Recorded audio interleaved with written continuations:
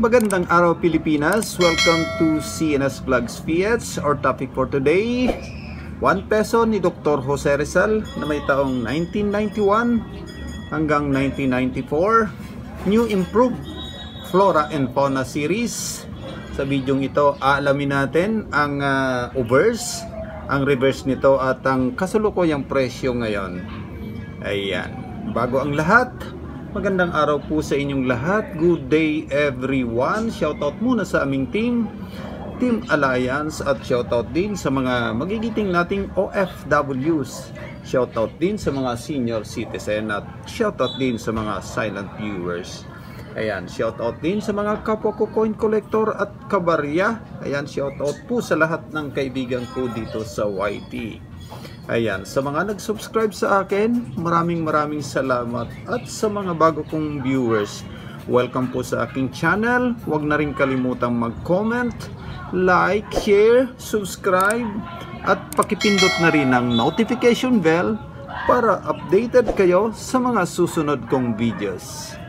At ito na nga guys, share ko muna sa inyo itong aking mga collection from 1991 hanggang 1994 na 1 peso small type. Ayan, kaway-kaway muna sa mga batang 80s at 90s. Ayan, alam nila ang baryang ito. Ayan, ito yung aking 1991. May ilang piraso na akong hawak nito. Ayan. Ito yung 1992. Ayan. Ito yung small type na 1 peso. 1993. Ayan. At ito yung aking collection na 1994. Ayan. Sa mga baguhan lang sa coin collecting, ayan. Itong 1 peso na small type, ayan, ito yung tinatawag na New Improved Flora and Fauna Series kasi may una tayong ginawang 1 peso na simula 1983 hanggang 1990. Ito yung large type. Ayan. Ito yung aking collection na year 1990 na large type na 1 peso. Kung ikukumpara mo, ayan, mas lumiit yung 1991 hanggang 1994. Ayan. Parehas lang sila ng pagka-disenyo. Ayan.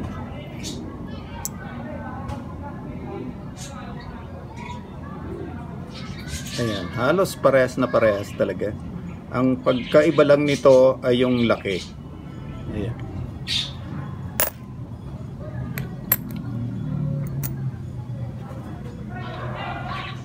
Ayan. At ang type nito is standard circulation coin. Ayan, standard circulation coin. At ang year nito ay 1991 hanggang 1994. Stainless steel ang composition nito, kaya ito ay magnetic. Ayan, namamagnet ito. Ang ganitong barya ayan ay demonetized na noong January 2, 1998. Ayan. Alamin natin ang obverse nito. Ayan.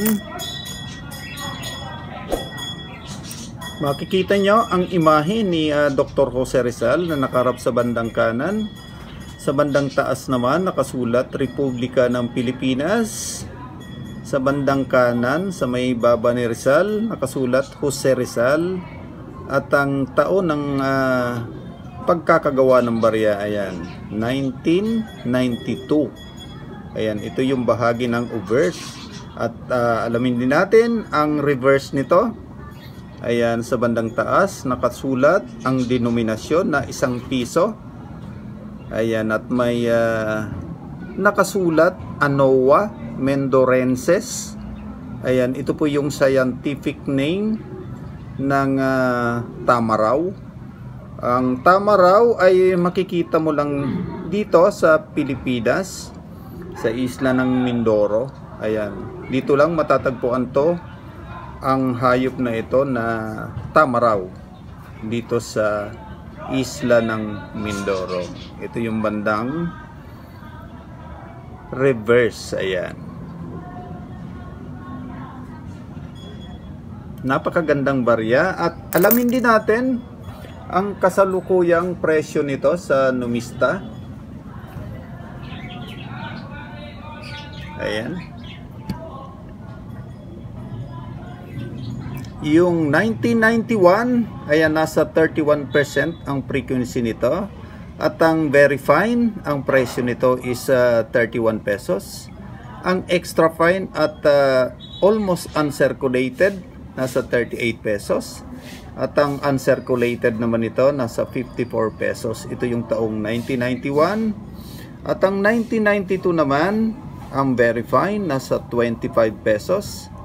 At ang extra fine, almost uncirculated at uncirculated, nasa 35 pesos. Ayan, at ang frequency naman ito, nasa 28%. Ayan, alamin din natin itong 1993, ang presyo nito. Ang very good, nasa 18 pesos. Ang fine, 22 pesos. Ang very fine at extra fine, nasa 25 pesos. Ang AU almost uncirculated, nasa 33 pesos. At ang uncirculated, nasa 49 pesos. At ang frequency nito, 1993, nasa 27%. Ayan, at ang 1994 naman, 51% ang frequency. At ang fine, presyo, 6 pesos and 20 centavos. Ang very fine, 12 pesos. Extra fine at almost uncirculated, ayan, nasa 22 pesos. At ang uncirculated, ayan, nasa 54 pesos. Ayan, sana may naibahagi akong konting impormasyon patungkol sa baryang ito na 1 peso na may taong 1991 hanggang 1994. Sa mga gustong magbenta ng barya sa akin, ayan, puntahan lang yung description box at pindutin yung link doon. May mga barya akong inahanap at yun muna ang priority bibilin ko. Ayan, kung bago ka lang sa aking channel, huwag na rin kalimutang mag-comment, like, share, subscribe at pakipindot na rin ang notification bell para updated kayo sa mga susunod kong videos. Ayan, maraming salamat po sa inyong lahat. Muli, stay safe, stay home, God bless. Diyos mabalos.